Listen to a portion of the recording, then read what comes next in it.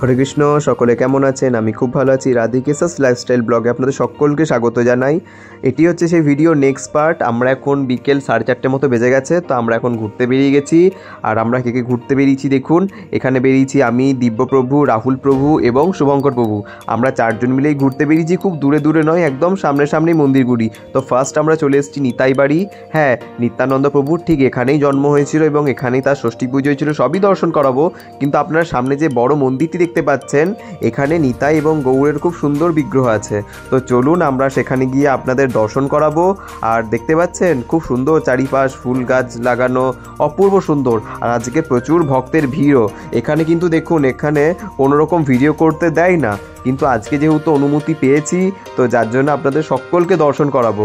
আর এই যে দেখতে পাচ্ছেন যে বাড়িটি রয়েছে, হ্যাঁ, এখানেই হয়েছিল নিত্যানন্দ প্রভুর জন্ম। আর দেখুন, আমি বিগ্রহটি দেখাই আপনাদের, ছোট্ট ছোট্ট খুব সুন্দর। এখানে নিত্যানন্দ প্রভুর ছোটোবেলাকার মূর্তি রয়েছে, দেখুন খুব সুন্দর। নিত্যানন্দ প্রভু এবং তার নিত্যানন্দ প্রভুর মা এবং তার বাবা, অপূর্ব সুন্দর। আর এই যে দেখতে পাচ্ছেন এখানে দেখুন, এই গাছের নিচে বিশ্বরূপ প্রভু মানে শ্রী চৈতন্য মহাপ্রভুর দাদা এখানে এসে দর্শন দিয়েছিলেন, এবং এখানে এসে চৈতন্য মহাপ্রভু দর্শন দিয়েছিলেন। এবং শ্রী চৈতন্য মহাপ্রভুর যিনি দীক্ষাগুরু ঈশ্বরপুরীপাদ, তিনি এখানে এসে দেখা দিয়েছিলেন, যার জন্য এই গাছটি খুবই বিখ্যাত।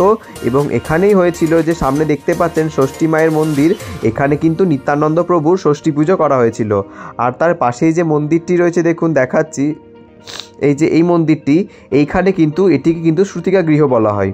এখানে নিত্যানন্দ প্রভুর একটি খুব সুন্দর বিগ্রহ ছিল, অপূর্ব সুন্দর।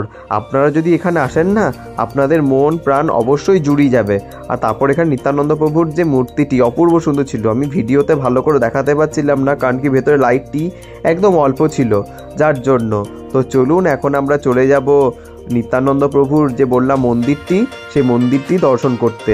তার পাশেই এই জন্মস্থান যেখানে, তার পাশে এই বিরাট বড় এক মন্দির, এটি পরে নির্মাণ হয়েছে, কিন্তু খুবই সুন্দর মন্দিরটি। তো আমরা যখন গেলাম ভেতরে তখন দর্শন পাইনি, কারণ কি তখন বৈকালীন ভোগ লাগাচ্ছিল, তো বা হয়তো শৃঙ্গার হচ্ছিল, জানি না, তো যার জন্য বন্ধ ছিল। আর আমরা তারপরেই এখন চলে যাচ্ছি, সামনেই একটি গৌড়ীয় মঠ আছে, তো সেই মঠটিকে এখন দর্শন করতে চলে যাচ্ছি। ওই যে দেখতে পাচ্ছেন অরেঞ্জ কালার আর হলুদ রঙের যে মন্দিরটি, ঠিক ওই মন্দিরেই যাব আমরা। আর চারিপাশ খুবই সুন্দর, দেখুন গৃহপালিত পশু যেমন গরু ছাগল রয়েছে, খুবই সুন্দর, ঘুঁটে দেয়া, পুরো গ্রামের মতন, অপূর্ব সুন্দর। এখানে না কোনো রকম কালি, না কোনো রকম কিছু। আমাদের দুর্গাপুরে যেমন প্রচুর কালি, এখানে কিন্তু সেটি নেই, আর অপূর্ব সুন্দর।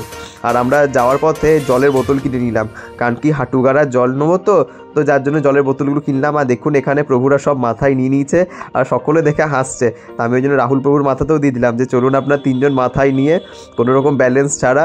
আর অনেক লোক দেখে অবাক হয়ে যাচ্ছে যে এরা কী করছে রে ভাই, মাথার উপর জল নিয়ে। এটা আমরা মজা করেই করছিলাম, কেউ আবার সিরিয়াস নিয়ে নেবেন না। আর তো চলুন আমরা মন্দিরে একদম সামনেই চলে এলাম, এরপর গিয়ে দর্শন করে নিই।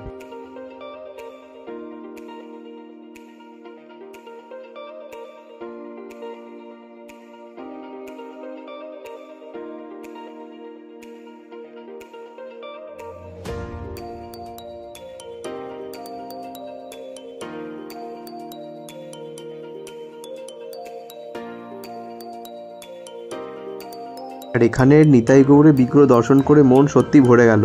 বিগ্রহগুলি কিন্তু খুবই বড়, আর কিন্তু অপূর্ব সুন্দর সাজানো। আর সামনেই যে দেখতে পাচ্ছেন 2টো মন্দির রয়েছে ছোট ছোট, এর ভেতরে প্রবেশ করতে দেওয়া হয় না কাউকে, দেখলাম গেট লাগানো ছিল। এখানেই নাকি নিত্যানন্দ প্রভুর নাভি পোতা হয়েছিল, তো সেটি এখানে লেখা আছে। আর সকলে এখানে বলছিল, তো যার জন্য আমার দর্শন করা হয়ে গেল, আর ভেতরে যাইনি। তো চলুন এরপর আমরা চলে যাব হাঁটুগাড়াতে। আর এই হাঁটুগাড়ার গল্প হচ্ছে, নিত্যানন্দ প্রভুর মায়ের যখন একটু বয়স হয়, তখন তো ধরুন সকল মায়ের ইচ্ছে থাকে যে বয়স হলে পর আমি তীর্থযাত্রা করব। ঠিক তেমনি নিত্যানন্দ প্রভুর মা নিত্যানন্দ প্রভুকে বলেন যে আমারও তো বয়স হচ্ছে, তাহলে তুই আমাকে তীর্থ করতে নিয়ে চ। কিন্তু নিত্যানন্দ প্রভু তো মহাপ্রভুর কাজে ব্যস্ত থাকতেন, তিনি তো নবদ্বীপেও থাকতেন মাঝে মাঝে বেশিরভাগ টাইম। তো যার জন্য নিত্যানন্দ প্রভু সমস্ত তীর্থের জলকে তিনি আহ্বান করেন এখানে, এবং তিনি এখানে তার মাকে স্নান করান। সমস্ত তীর্থের জল নাকি এইখানেই তিনি আহ্বান করেছিলেন, এবং তার মাকে এখানেই স্নান করিয়েছিলেন। তো যার জন্য এখানেই এই জল হাঁটুগাড়ার জল নামে পরিচিত, এবং এখানে সকলে ওই জন্য আসে মাথায় জল ঠেকাতে। এবার দেখুন, সকলেরই তো আর সম্ভব হয়ে ওঠে না যে আমি তীর্থ করতে সব হতে হতেই যেতে পারবো। তো যার জন্য এখানে কেউ এসে যদি সেখানে মাথায় জল ঠেকায় তাহলে পরে সমস্ত তীর্থের যে পুণ্য সেটি নাকি আপনি এখানে এসে পেয়ে যাবেন। তো যার জন্য আমরাও এখানে চলে এলাম নিতে মাথায়, আর ওই জন্য ছোটো ছোটো বোতলগুলো কিনেছিলাম না, ওই জন্য যে যাতে বাড়িতে গিয়ে আমিও যাতে সকলের মাথাতে দিতে পারি এই তীর্থের জল, যার জন্য। আর ওই যে ছোট্ট ত্রিশূল দেখতে পাচ্ছেন জলের মাঝখানে, ওইখানে একটি মন্দির আছে। বাঁকারায়ের যে রাধা মাধব, বাঁকারায়ের যে গোবিন্দ, তিনি নাকি এখানে এসে অন্তর্ধান হয়েছিলেন। তো যার জন্য এই মন্দিরটি এখানে আছে। আর তো চলুন, এটির পর আমরা দর্শন করতে চলে গেছিলাম ইসকন একচক্রার শ্রী রাধা রাসবিহারী মন্দির। এই মন্দিরের খুব সুন্দর জগন্নাথ বলরাম সুভদ্রা দেবী আছেন, অপূর্ব সুন্দর। আর তার সামনেই দেখুন ছোট্ট ছোট্ট আছে রাধা রাসবিহারী, অপূর্ব সুন্দর বিগ্রহ শৃঙ্গার, এত সুন্দর শৃঙ্গার যে দেখে আপনার মন ভরে যাবে। আর এরপর আমরা চলে গেছিলাম পাণ্ডবতলা। মহাভারতের সময় যখন পঞ্চপাণ্ডব সহ কুন্তী মাতা অজ্ঞাতবাসে ছিলেন, কেউ যখন জানতে পারেনি তারা কোথায় ছিলেন, তখন কিন্তু তারা পশ্চিমবঙ্গের ঠিক এই জায়গাতেই তারা লুকিয়েছিলেন। তো চলুন আপনাদেরকে আমি সেখানে দর্শন করতে নিয়ে যাই। আর আমি এখানে শুনলাম এখানে নাকি গুপ্ত নিধিবনও আছে। তো চলুন আমি ভেতরে গিয়ে জানি ভালো করে, তারপর আমি আপনাদের জানাচ্ছি।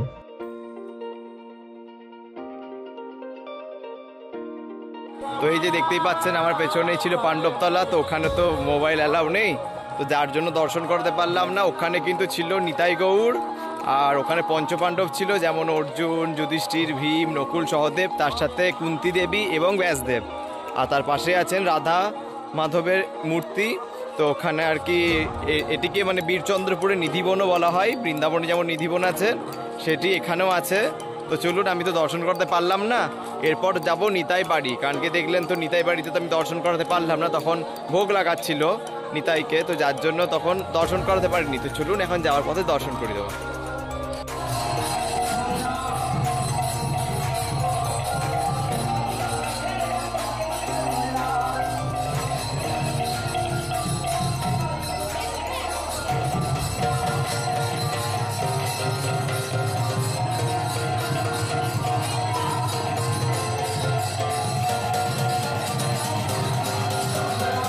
তো তখন তো বন্ধ ছিল, আপনারা দেখতেই পেলেন। তো এখন দর্শন খুলে দিয়েছে, আর এখানে সকলে খুব সুন্দর কীর্তনও করছে নিতাইয়ের জন্য। তো আজকে যেহেতু নিত্যানন্দ প্রভুর জন্মদিন, তো এখানে বলছে নাকি সারা রাত কীর্তন হবে এখানে নিতাইয়ের জন্য।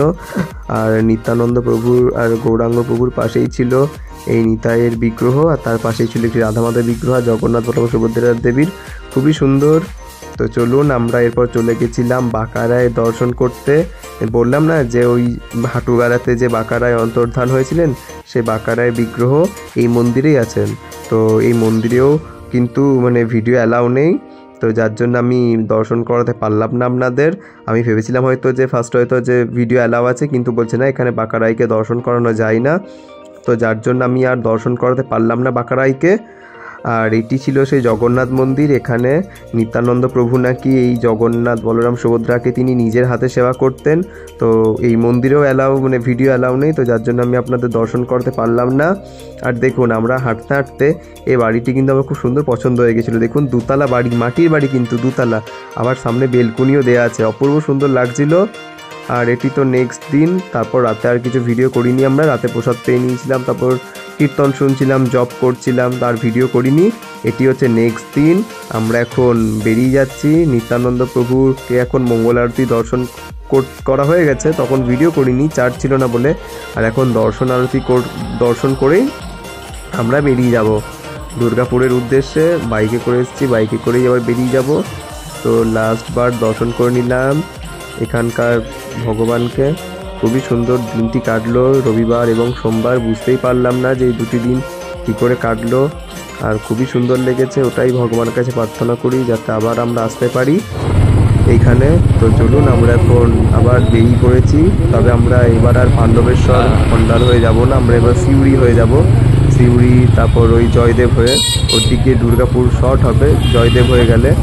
তো আমরা যেহেতু, আর এটা এখন আমরা সিউড়ি পেরিয়ে একটা জায়গা দাঁড়িয়েছি, দেখতে পাচ্ছেন কি সুন্দর জায়গাটি। আর মন্দির থেকেই আমাদেরকে দিয়েছিল পাটিসাপটা আর তার সাথে দিয়েছিল মশলা মুড়ি।